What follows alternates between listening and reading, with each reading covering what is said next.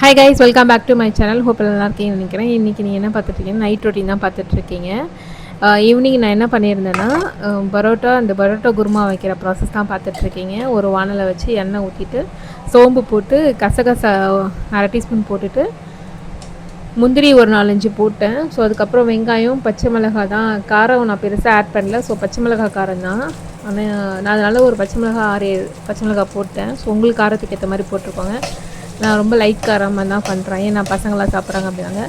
இது வதங்கினதுக்கப்புறம் இதுக்கு நல்லா வதங்கினதுக்கப்புறம் ஒரு சின்ன கப் அளவு சைஸ் அளவு வந்து டெசர்ட் கோக்னட் தான் நான் போட்டேன். ஏன்னா கோக்னட்டை வந்து இதுமாதிரி நல்லா ட்ரை பண்ணுவாங்க. ஸோ இது ஹோட்டல் ஸ்டைலாக இருக்கும், ட்ரை பண்ணி பாருங்கள், ரொம்ப நல்லாயிருக்கும். நான் அதனால் டேரெக்டாக டெசர்ட் கோக்னட்டாக நான் போட்டேன். ஸோ இதை வதங்கினதுக்கப்புறம் தக்காளி வந்து போட்டுக்கலாம். தக்காளியும் நல்லா வதங்கினதுக்கப்புறம் இது ஆறுனதுக்கப்புறம் ஒரு மிக்ஸி ஜாரில் உப்பு போட்டு அரைச்சி எடுத்துன்னு வந்துடலாம். ஸோ அரைச்சி எடுத்துன்னு வந்தாச்சு. இப்போது அதே கடாயில் வந்து எண்ணெய் ஊற்றிட்டு இஞ்சி பூண்டு பேஸ்ட் வந்து நான் போட்டேன். சப்போஸ் இன்கேஸ் இஞ்சி பூண்டு நீங்கள் போடலன்னா இஞ்சியும் பூண்டும் வதக்கும் போதே சேர்த்துக்கிட்டு அரைச்சிக்கோங்க.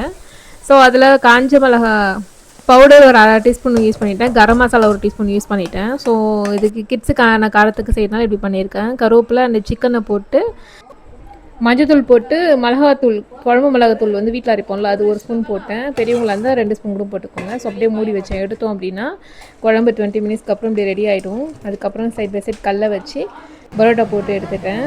ஸோ இந்த வீடியோ பிடிச்சிருந்தால் லைக் அண்ட் ஷேர் பண்ணுங்கள். இது சாப்பிட்டு எப்படி இருக்குதுன்னு என் பசங்க ரிவ்யூ சொல்லுவாங்க, கேளுங்க. இன்னொரு விளாக் நாளைக்கு பார்ப்போம் கைஸ்.